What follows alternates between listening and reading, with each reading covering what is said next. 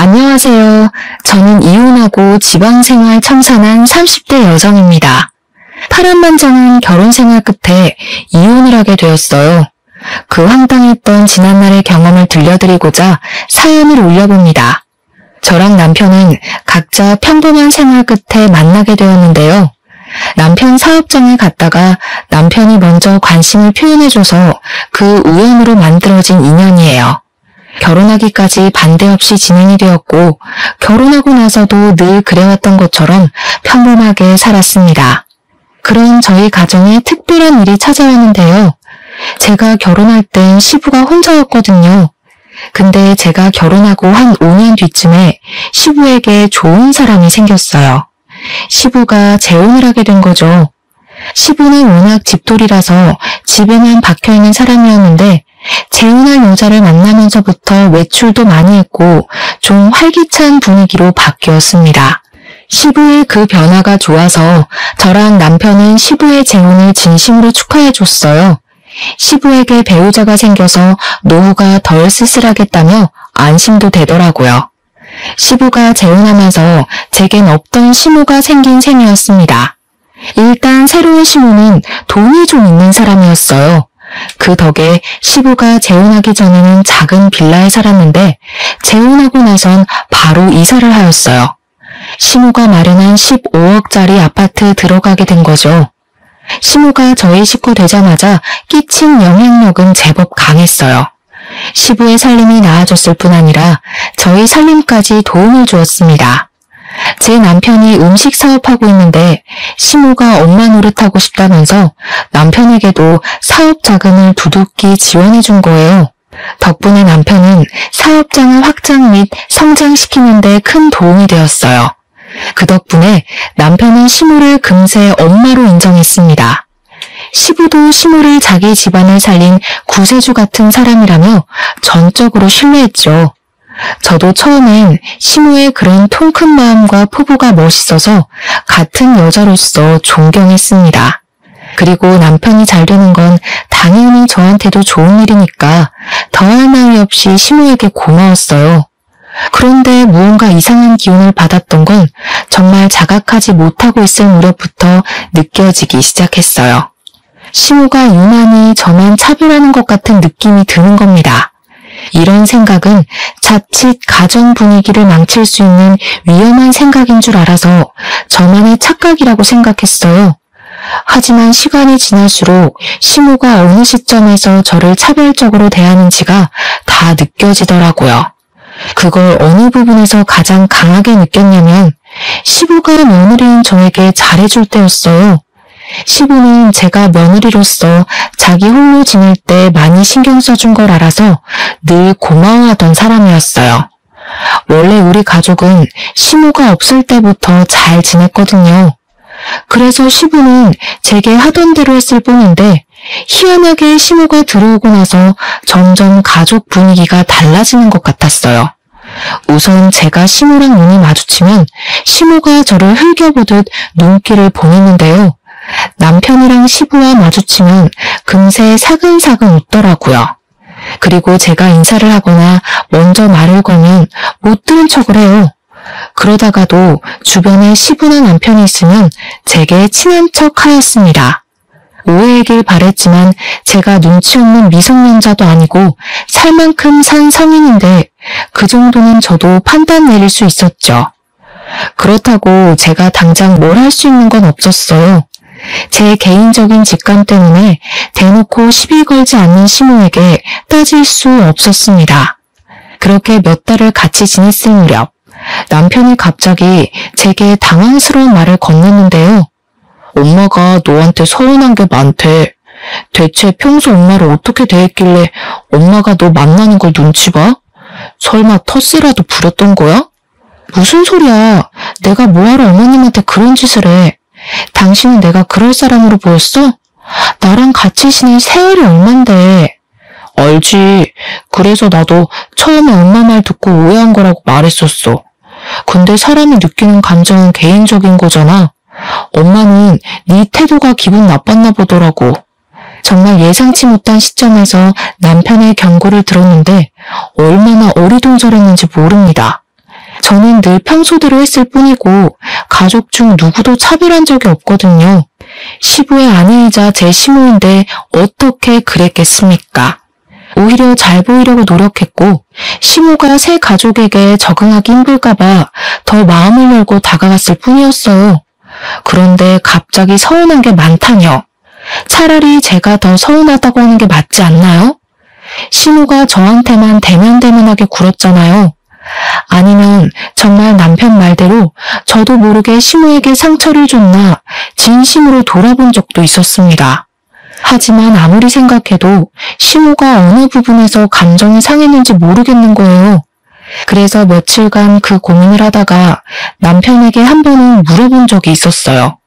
대체 시모가 뭐가 그렇게 서운했더냐고 물어봤더니 남편이 얼마 전 시부 생신 얘기를 하는 겁니다. 시부는 생신날 외식하는 걸 좋아하는 분이세요. 그래서 저랑 남편이랑 시부 생신 한 달 전에 괜찮은 식당 예약을 해놓은 게 일상 중 하나였습니다. 사실 한 달 전에 예약하는 거면 가족 중에 누가 사정이 생길 수도 있다고 생각했어요. 하지만 저희는 시부는 생신을 챙기는 것에 의미를 두기 때문에 누가 참석하고 말고는 크게 신경 안 썼어요. 남편이 시간 안 되면 저랑 시부 단둘이서 식사를 했고 제가 시간 안 되면 남편이랑 시부 둘이 식사를 했었죠. 그게 저희 가족에서 암묵적인 룰 같은 거였어요. 그래서 시부가 재혼한 뒤 찾아온 생신 때에도 늘 하던 대로 한 달 전에 식당을 예약했습니다.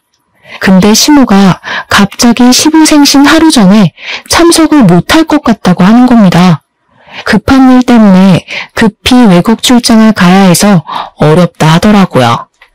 그래서 시부 생신 하루 전날에 시부모님 둘이서 생신 축하를 미리 했다고 했어요. 그렇다고 저랑 남편이 시부 생신을 안 챙길 순 없는 노릇이었습니다. 시부모님 하루 전날 생신을 챙기게 됐다고 저희한테 언지를 준 것도 아니었어요. 이미 축하 자리를 다 가진 후에야 말씀하셨거든요. 그래서 예약된 식당을 취소도 못했습니다. 당일 취소하면 계약금을 다 날려야 했으니까요. 시모가 시간이 안 되면 남편이랑 저만 예정대로 시부 생신을 챙기면 되겠다고 생각했어요. 때문에 예약 취소는 안 했고 그 다음날 시모 없이 시부랑 당일 만나서 식사했었죠. 근데 시모가 그게 서운했다고 하는 겁니다. 남편이 들었던 시모의 말은 이랬어요. 시부의 배우자가 빠졌는데 어떻게 많은 가족들끼리만 모여서 식사를 할 수 있냐고 했다는 거예요. 그러면서 제가 자기 소외시키는 것 같았다 하대요? 소외라뇨. 말 같지도 않은 소리입니다. 저는 시모의 판단에 진심 당황스러웠어요. 남편은 저와 같이 했던 시간이 더 길기 때문에 제가 그런 일도 아니었다는 걸 이해해줬어요. 하지만 제게 한 번 더 조심스레 경고를 해주더라고요. 엄마가 마음이 여린 사람 같으니까 당신이 좀 더 신경 써줘.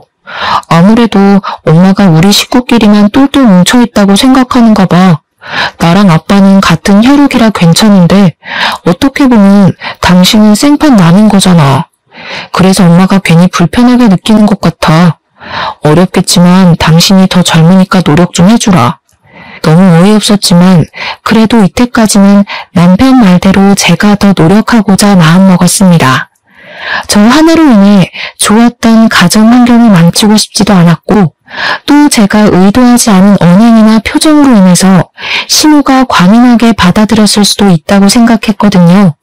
말했다시피 사람의 감정은 개인적이니까 제가 그러지 않았다고 상대방이 제 의도와 같은 감정을 느낄 거란 건 확신할 수 없는 일이잖아요. 차라리 제 실수가 있었기를 바라기도 했습니다. 그럼 시모와 오해를 풀고 잘 지냈을 테니까요. 하지만 그게 뜻대로 잘 안 되었어요. 시모의 당황스러운 태도는 제가 조심하고 신경 쓴다고 되는 게 아니란 걸 알았습니다. 어느 날 있었던 일인데요.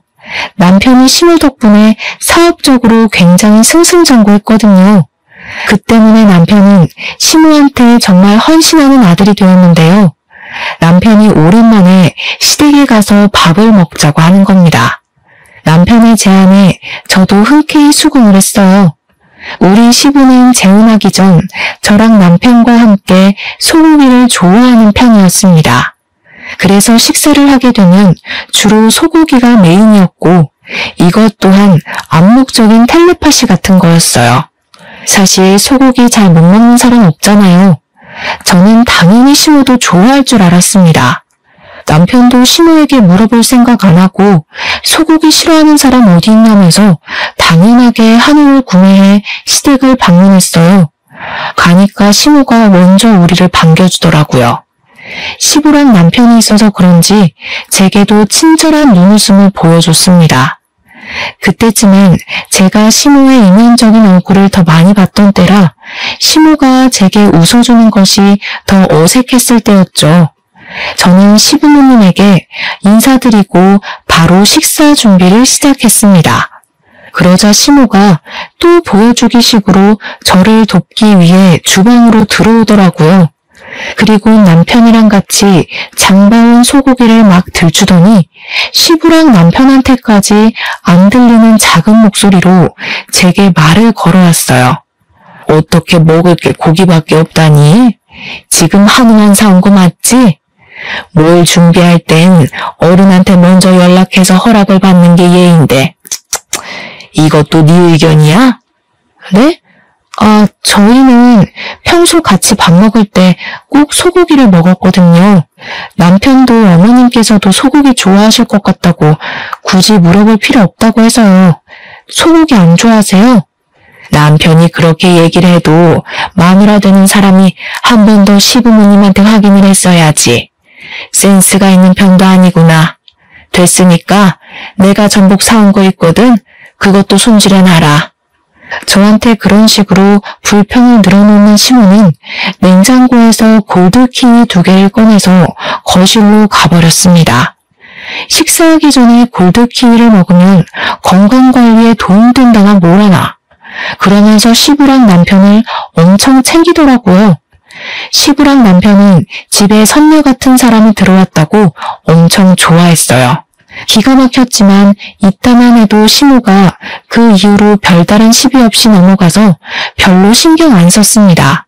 그렇게 저희는 식사를 잘 마치고 귀가까지 했어요. 그런데 남편이 자기 전 심각한 얼굴로 통화하고 오더니 갑자기 저한테 어처구니 없는 소리를 하더라고요. 방금 아빠한테 전화 왔는데 엄마가 지금 속상해서 잠도 못 자고 있대. 고기 별로 안 좋아하는데 억지로 먹었다고 하더라고. 엄마가 너한테 눈치 줬다는데 몰랐어? 잘 먹고 나서 왜 갑자기 그런 소리를 한대? 눈치는 무슨 눈치. 그냥 전복회 손질하란 말만 하셨지. 고기 싫어한다는 소리는 안 했는데? 그게 그 말이잖아. 네가 눈치채고 빨리 말해줬으면 내가 나가서 해물류 사오는 건데. 엄마 지금 기분 많이 상하셨어. 당신이 자기 계속 엄마를 이방인 취급하는 것 같다면서 눈치 너무 보인다고 하더라. 저 때문에 시모가 식사한 것도 다체해서 소화제를 마시고 있다는 남편의 말을 들으니 이젠 정말 미치고 팔짝 뛸 노릇이었습니다. 시모는 가족 중에서 제게 가장 서운하다면서 자기를 마음에 안 들어하는 것 같고 시어머니로 인정 안 하고 싶어하는 것 같은 말까지 했다고 하더라고요. 이게 무슨 말도 안 되는 소리인지 모르겠는 겁니다. 솔직히 이쯤 되니까 시모가 피해망상이라도 있나 싶었어요. 그게 아니고서야 매사에 제 행동을 부정적으로 평가하는 게 이해가 안 되었으니까요. 근데 여기서 더 짜증났던 건 시모보다 남편의 태도였어요. 내가 몇 번을 말했어. 엄마가 좀 예민한 편이니까 신경 써달랬잖아. 안 그래도 재혼한 것 때문에 엄마 혼자서 우리한테 잘하려고 얼마나 스트레스 받고 있는데 대체 내가 뭘 어떻게 신경 써줘야 하는데? 나 거짓말 안 하고 아버님보다 어머님을 더 챙겼어. 나야말로 어머님이 날 마음에 안 들어해서 일부러 모함하는 것 같은데 하지도 않은 짓을 했다고 할 때마다 얼마나 어이없는지 알아?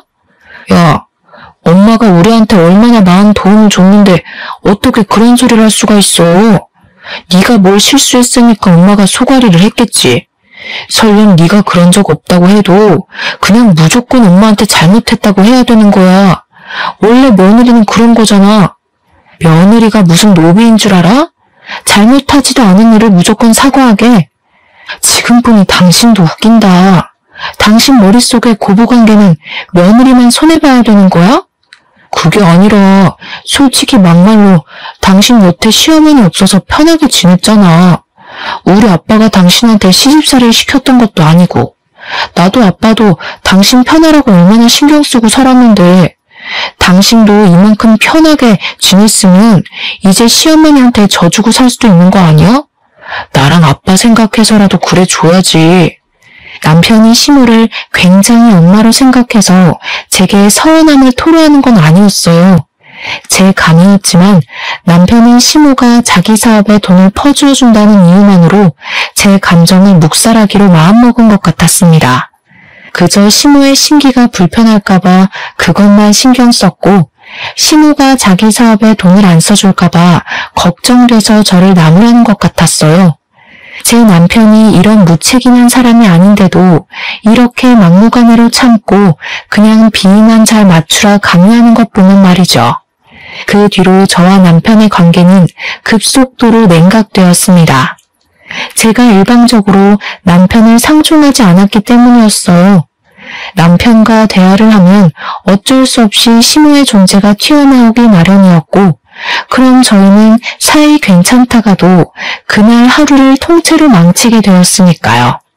언젠가부터 가정의 평화가 깨지자 제 하루하루는 솔직히 지옥과도 같았습니다. 남편 말대로 시부가 재혼하기 전만 해도 제겐 시모가 없었어요. 그래서 고부 갈등 겪을 일도 없었고 따로 시모란 존재로 인해 스트레스 받을 일도 그저 남일이었죠. 하지만 그렇다고 새로 생긴 시모에게 고나리질을 당연히 당해야 한다는 논리는 납득할 수 없었습니다. 고부 갈등과 시모의 지적질이 며느리의 숙명이라고 말하는 남편에게 너무 서운했어요. 이건 남편이 제게서 마음이 떠났고 변해버렸다고 얘기를 하는 게 설명하기 쉬웠습니다. 근데 여기서 변한 사람이 남편만 아니었다는 것도 제겐 고민거리였어요. 평소 남편보다 저를 더 많이 아꼈던 시부가 남편 못지않게 돌변해버렸는데요. 시모가 그간 무슨 입김이 불어넣었는지 저를 바라보는 시부의 눈빛이 예전 같지 않은 겁니다. 심지어 시부는 남편보다 훨씬 감성적인 사람이라 제가 힘든 것에 대해 유독 많이 신경 써주었는데 어느 날은 저를 따로 부르더니 정말 서운한 소리를 하시더라고요.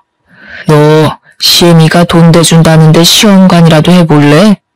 너도 이제 40을 바라보는 나이인데 아이 가지려면 아무래도 서두르는 게 좋지 않을까 싶어서. 사실 저는 난임이라서 아기를 포기하고 살고 있었습니다. 그건 남편과 시부도 당연히 알고 있는 사정이었어요. 솔직히 초반에는 제가 빚을 내서라도 아이를 가지려고 했었습니다. 그런데 남편이랑 시부가 미리 시험관에 대해 조사를 해오더니 생각보다 쉽지 않은 일임을 알고서 굳이 권유하지 않았어요. 아무래도 시험관을 하면 산모 몸이 많이 망가진다고 하더라고요. 남편이랑 시부도 아이가 있으면 좋겠다고 생각하셨지만 그래도 제 건강에 더 중점을 두는 겁니다. 그러면서 제 몸이 고생하면서까지 비싼 돈 들여서 시험관 할 필요 없다고 하더라고요. 우리끼리 잘 먹고 잘 살면 된다고 해서 아이 문제는 그 이후로 더 이상 언급이 안 되고 있었던 부분이었어요. 근데 시모가 시부한테 왜 저랑 남편 사이에 아이가 없냐고 물어본 것 같더라고요. 그래서 시부가 어쩔 수 없이 제가 난임이라는 걸 시모에게 밝힌 것 같았죠. 시부는 제가 상처받을 걸 고려해서 시술을 단 한 번도 물어본 적이 없는 사람이라 했잖아요. 근데 무슨 바람을 불었는지 갑자기 시험관을 제안하는 겁니다. 너무 당황스러웠어요. 아버님, 손주는 필요 없다고 하셨잖아요. 그래도 그땐 이제 막 30대로 올라왔던 때라서 체력이 괜찮았지. 지금은 못해요. 갑자기 왜 마음이 바뀌신 건데요? 그렇긴 한데 네 시애미 말 들어보니까 손주가 있어야겠더라고. 나중에 우리 재산은 다 누가 책임질 거냐. 너 하나 때문에 우리 집 대가 끊기는 건 좀 아닌 것 같더라. 지옥 가면 그 원망이 내가 다 살 거 아니니? 네 몸이 힘든 건 알겠는데 그동안 우리가 네 편이 많이 봐줬으니까 이젠 우리한테 좀 맞춰주는 게 어때? 정말 말도 안 되는 핑계라고 생각했습니다. 손주를 가지라는 제안도 황당했지만 그 이유가 시모 때문이라는 것이 저를 더 한숨 짓게 만들었어요. 제가 시모를 굳이 마주치지 않아도 남편이랑 시부 때문에 항상 시모의 존재를 느껴야 했는데요. 그게 어느 순간부터 너무 진절머리 나더라고요. 시간이 지나다 보니까 시부랑 남편만 봐도 시모가 떠오르곤 했어요. 그 사람들 입에서 나오는 시모는 제가 알고 있는 시모랑 늘 달랐으니까요. 제가 느끼는 부정적인 감정이 전부 시모한테서 파생되어 나오고 있었다는 걸 깨닫자마자 저는 시모랑 대화를 제대로 해보고 싶었습니다. 단 한 번도 시모랑 둘이서 마주보고 얘기해 본 적이 없었거든요. 그래서 시모에게 연락해 따로 만남의 장소를 가졌죠. 오해하지 말고 들어주셨으면 좋겠어요. 어머님께서 저한테 불만이 있는 것 같아서요. 혹시라도 제가 뭘 실수하고 있다면 차라리 저한테 말씀해 주시겠어요?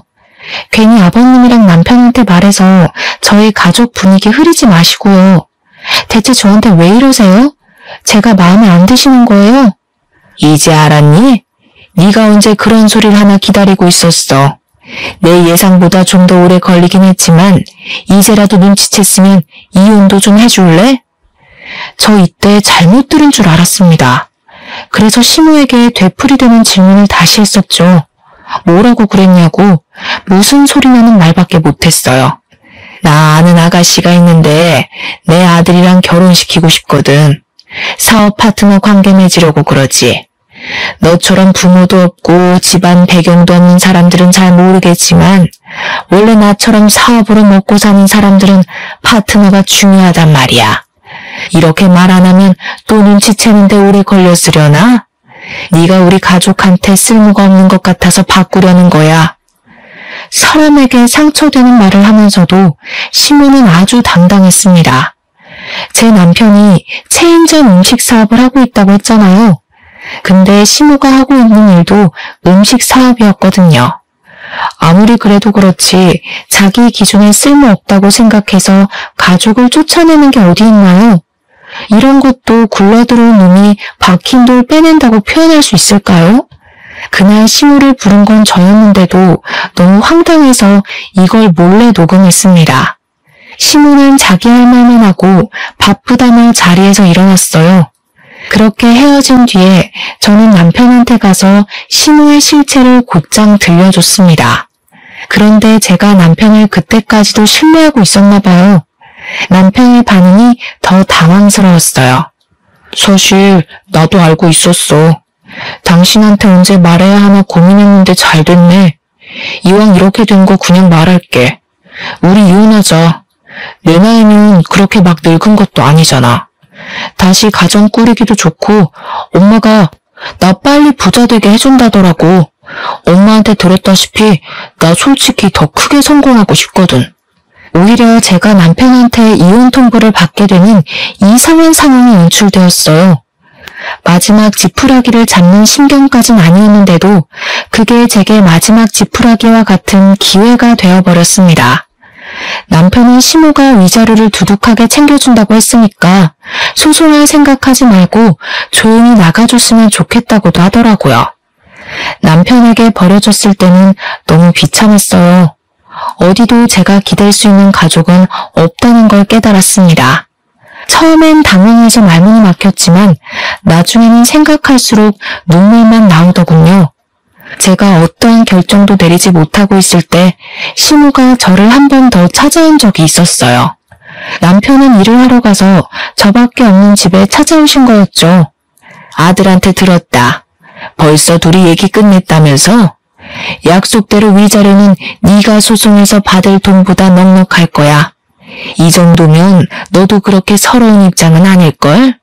그동안 우리 식구 위해서 수고한 노력이 가상해서 꽤 많이 쳐줬어. 서로 잘해보자고 이러는 거니까 너무 서운해하지 말았으면 좋겠네.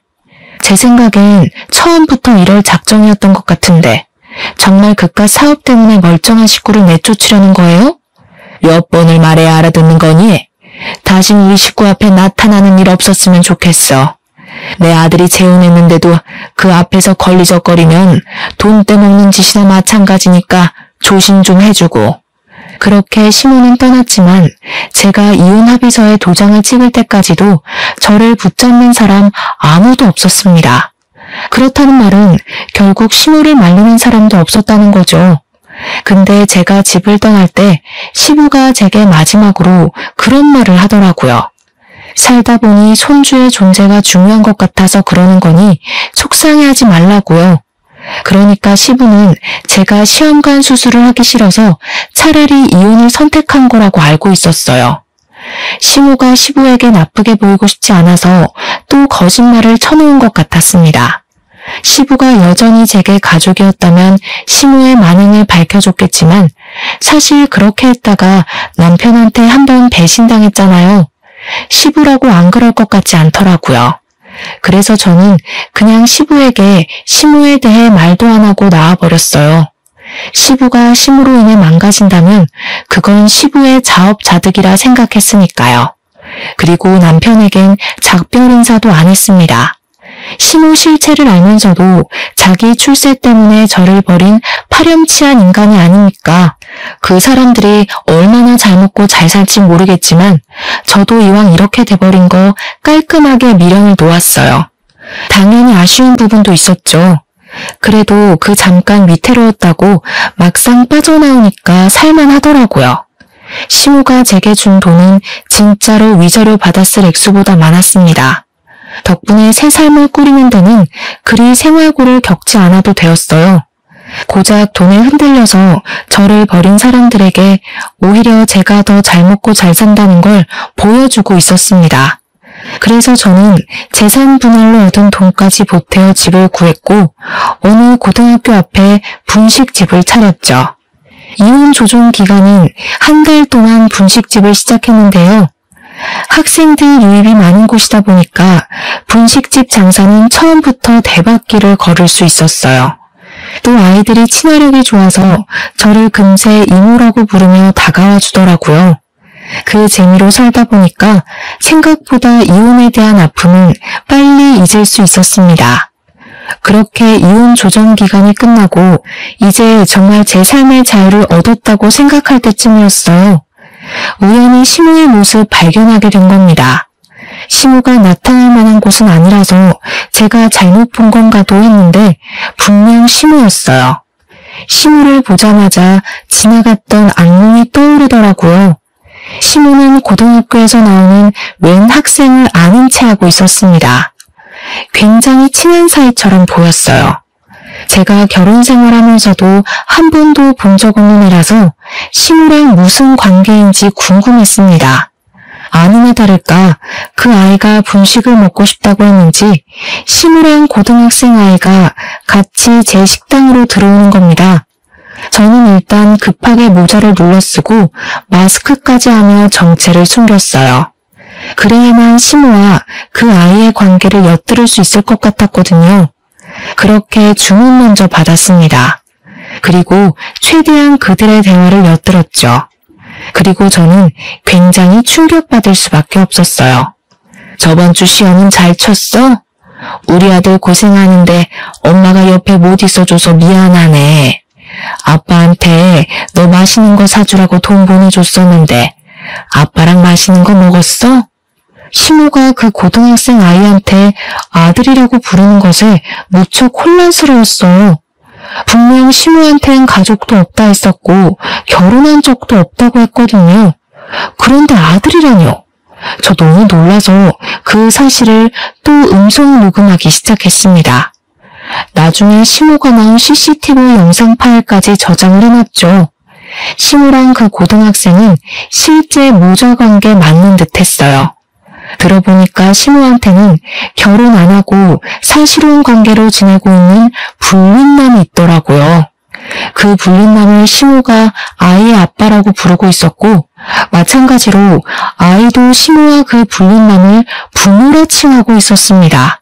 그 관계는 시부랑 재혼하기 전부터였고 시부에게 접근한 건 시부 아들 빼곤 불륜남과 서로 짜고 치는 고스톱인 것 같았습니다. 시부는 자기 아들을 향해서 집이 곧 구해질 것 같으니 같이 살 날이 머지 않았다는 말을 하더라고요. 그러면서 자기 아들한테도 출장 얘기를 했는데 그 출장 얘기를 가만 들어보니까 얘기가 익숙한 겁니다. 생각해보니 제가 이혼하기 전 시부가 시부에게 한 번씩 출장 간다고 하고 집을 비울 때가 있었거든요. 그때 하던 변명과 거의 비슷한 거 아니겠어요?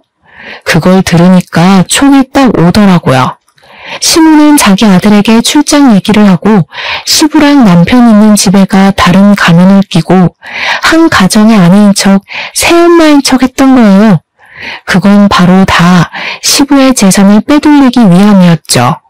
결국 시부가 시부에게 거짓말하면서 출장을 갔던 이유 또한 사실 불륜남이랑 자기 아들을 만나러 다녔다는 것과도 일맥상통하는 셈이었습니다. 당시 시부가 갖고 있던 재산은 아파트 한 채와 남편의 가게였어요. 얘기하는 걸 듣자 하니 시부가 확실히 그걸 노리고 있었습니다. 너무 놀라운 사실이라서 몰래 더 알아보니까 시부 앞으로 들어간 사망보험금도 시부가 노리고 있었더라고요. 그러니까 시부는 여태 우리에게 말했던 이미지가 전부 거짓이었다는 거예요. 음식 사업한다고 했던 것도 거짓말이었고 돈 좀 있는 사람이란 것도 거짓말인 거죠. 이런 말도 안 되는 짓을 저지른 이유는 그저 더 큰 돈으로 불리기 위해서 돌려막기 하고 있는 거였어요. 그 과정에서 제겐 빼먹을 재산도 없고 제가 부모도 없으니 받을 유산도 없는 존재잖아요. 그러니까 자기 계획에 방해된다고 생각해서 쫓아버린 거였어요. 게다가 제가 시모 뒤를 밟았다가 알게 된 또 다른 당황스러운 진실이 있었는데요. 시모가 저랑 이혼시키고 남편에게 사업 파트너 집안의 아가씨를 소개해준다 그랬거든요.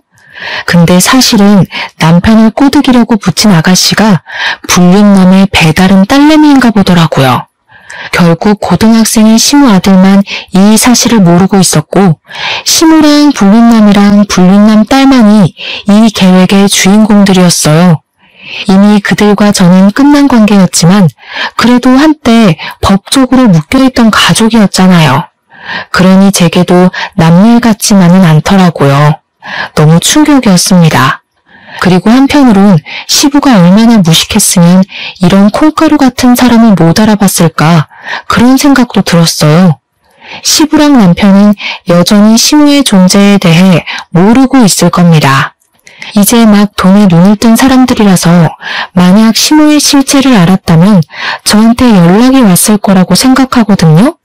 시모는 한 며칠 출장 간다고 거짓말을 해놨는지 자기 아들 학교를 연이어 찾아왔습니다. 당연히 저희 분식집도 여러 번 들렸죠. 그때마다 저는 음식을 갖다 주며 그들 대화를 항상 녹음했어요.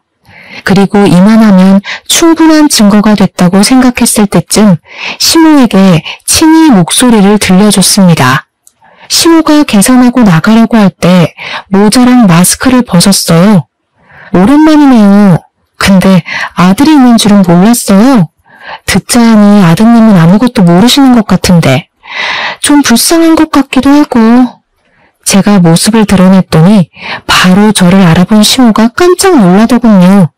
그리고 가장 먼저 취했던 행동이 자기 아들을 간수하는 거였습니다. 영문 모르던 시모 아들은 시모가 먼저 가라고 내보내는 바람에 자리를 떴어요. 그러고 나서 시모는 이전보다 훨씬 더 예민해진 상태로 저를 향해 눈을 부릅떴습니다. 교활하게 내가 들락날락한 줄 알면서도 이제야 정체 드러낸 이유가 뭐야? 내가 위자료 두둑하게 줬으니까 당신 우리 눈앞에 나타나지 말랬지. 이러라고 내가 그 큰 돈을 덜컥 내준 줄 알아? 뭘 착각하셨나 본데 제 발로 찾아온 건 그쪽이에요. 다짜고짜 아들까지 모시고 와서는 묻지도 않은 말 알아서 뱉으셨잖아요. 네가 진작에 정체 밝혔으면 내가 여길 안 찾아왔을 거 아니야. 대체 무슨 생각으로 숨기고 있었던 거야? 뭐, 날 협박이라도 하려고? 굉장히 무서우신가 봐요. 보아하니 아직 계획하고 계신 게 마무리 안 되신 것 같은데 여기서 다 들통나면 어떻게 되는 건데요? 사실 저는 상관없는 입장이라 그쪽이 망하든 저쪽 식구들이 망하든 상관없거든요. 시모는 그제야 뒤늦게 자신의 실수를 깨달은 것 같았습니다. 갑자기 태세를 전환하며 저를 붙잡고 제발 비밀로 해달라고 사정하더라고요. 그러면서 저보고 돈 필요하냐고 묻대요. 제가 자기처럼 돈에 미쳐서 사람을 위협하는 걸로 보였나 봐요. 자기가 대출받아서 얼마든지 돈 줄 테니까 남편이랑 시부한테만은 사실을 말하지 말라는 겁니다. 사실 저는 그 자리에서 시무 사과를 한참이나 보다가 알겠다고 해줬어요. 어차피 저는 위자료도 받은 사람이었고 정말로 어느 쪽이 망하든 말든 관계없는 일이라 생각했거든요. 그러니까 시모가 고맙다면서 비밀만 지켜준다면 저한테 충성을 다할 것처럼 굴더군요. 정말 고마워. 내가 그동안 쌀쌀맞게 군 건 너한테 악감정 있어서가 아니라 그냥 집에서 내보내려고 했을 뿐이야. 다른 악감정은 절대 없었어. 이제 우리 손잡은 거나 마찬가지인 거야. 혹시 돈 필요하면 언제든지 연락해. 시모는 끝까지 미안하다고 사과만 하더니 제게 손까지 흔들면서 자리를 떴습니다. 근데 미안하지만 저는 시모의 약속을 지켜줄 생각이 없었어요. 죄 없는 사람을 괴롭히고 내몬 사람들이 행복하면 안 되는 거잖아요. 그래서 저는 시모가 가고 녹음을 마무리 짓자마자 파일을 전 남편한테 보내버렸습니다. 당연히 시모가 집에 가기 전에 이 엄청난 사실은 퍼지고 말았죠. 전 남편한테서 오랜만에 전화가 오더라고요. 생각 없이 받아봤더니 다짜고짜 화를 내는 겁니다. 갑자기 무슨 개수작이야? 우리 엄마가 했던 약속 잊었어? 위자료 줬으니까 나 재혼하는 길 방해하지 말랬잖아. 방해할 생각 없어. 오히려 너한테 도움 준 것 같은데. 여전히 돈에 눈이 멀어서 상황 판가름도 제대로 못하고 있네. 그 파일 믿든지 말든지는 네 선택이겠지. 돈을 포기할 건지 인생을 포기할 건지 잘 생각해보면 될 거야. 전 남편에게 주는 마지막 선물과도 같았습니다. 솔직히 제가 쫓겨나는 입장이었는데도 소송 못하고 합의 이혼했잖아요. 그 대가로 돈을 받았고요. 그래서 그런가 마음 한편에 억울함이 짓눌려 있었거든요. 이렇게라도 그 사람들에게 복수를 할 수 있다면, 이것이 제게 주어진 기회라면 저는 주저하지 않고 그 집안을 망쳐놓고 싶었습니다. 역시나 전 남편은 제가 보낸 녹음 파일 때문에 흔들리기 시작했어요. 제가 조작을 할 수 있는 능력이 없다는 것도 남편이 알고 있었고, 조작이라고 하기엔 시모 목소리가 너무 현실성 있게 다가와서 사실이란 걸 알았을 거예요. 그때쯤에 저는 CCTV 영상까지 전 남편한테 보냈습니다. 그랬더니 전 남편한테서 2번의 연락은 오질 않았어요. 분명 확인은 했는데 말이죠. 그리고 그날 저녁, 시댁은 결국 풍비박산이 난 듯 했습니다. 시모가 뒤늦게 저한테 전화와서는 쌍욕을 하면서 저 때문에 돈 날렸다고 소리치더라고요. 감히 내 뒤통수를 쳐? 너 내가 얼마나 무서운 사람인지 모르지? 나 우리 가족을 위해서라면 뭐든지 하는 사람이야. 네가 하는 가게 절대 가만 안 둘 거야. 쳐들어가서 다 망쳐놓을 거야. 멀쩡한 내 인생 망쳐놓은 사람이 누군데요? 그렇게 무능력하면 바보처럼 살 것이지 왜 사기를 쳐서 여러 사람 피곤하게 만들어요? 아줌마가 저한테 사과한 것도 솔직히 아줌마 살려고 머리 쓴 거잖아요. 제가 2번 당할 줄 아세요? 부모 없이 큰 것들이 이렇게 융통성 없고 독하기만 하더라. 너 지금 사람 잘못 건드린 거야. 내가 이대로 넘어갈 거라고 생각하면 오산이라고. 너 때문에 다 망쳤으니까 너도 나한테 받아갈 위자료 다 토해내. 한번 해보죠. 누가 더 망가질지 저도 궁금하네요. 일단 그쪽이 한 번만 더 주둥아리 함부로 놀리면 난 이제 아줌마 아들을 찾아갈 생각이에요. 멀쩡하게 학교 다니는 아줌마 아들 인생도 같이 시궁창 만들고 싶으면 계속 해봐요. 아줌마가 저한테 하는 것 2배로 아줌마 아들이 그대로 받게 될 거예요. 시모가 자기 아들을 바라보는 눈빛은 시부랑 남편한테도 보여주지 않았을 만큼 인정이 많았습니다. 그래서 그 아들이 시모의 최대 약점이라는 걸 바로 알 수 있었어요. 미성년자 인생을 갖고 놀 생각은 당연히 없지만 시모를 그렇게 겁주지 않으면 멈추지 않을 것 같더라고요. 역시나 시모는 자기 아들을 걸고 넘어지니까 어쩔 수 없이 항복을 하였습니다. 그리고 그 뒤를 예상한 절차였어요. 결국 시부가 시모를 이혼소송 걸었다고 하더라고요. 또 전 남편은 자기가 만나고 있던 재혼녀가 시모의 의붓딸이라는 걸 알고 제대로 충격받은 것 같았습니다. 자기 아빠 재산 때문에 붙어 있었던 여자라고 하니까 약간 사람에 대한 깊이까지 생길 것 같았어요. 나중엔 저한테까지 연락이 오더라고요. 연락 와서는 미안했다고 다시 재결합할 수 없겠냐고 애걸하는 거 아니겠습니까? 당신 말대로 내가 진짜 돈에 눈이 멀었던 거야. 미안해. 내가 당신한테 얼마나 큰 실수를 했는지 감히 다 말할 수 없을 정도겠지만 앞으로 반성하면서 살게.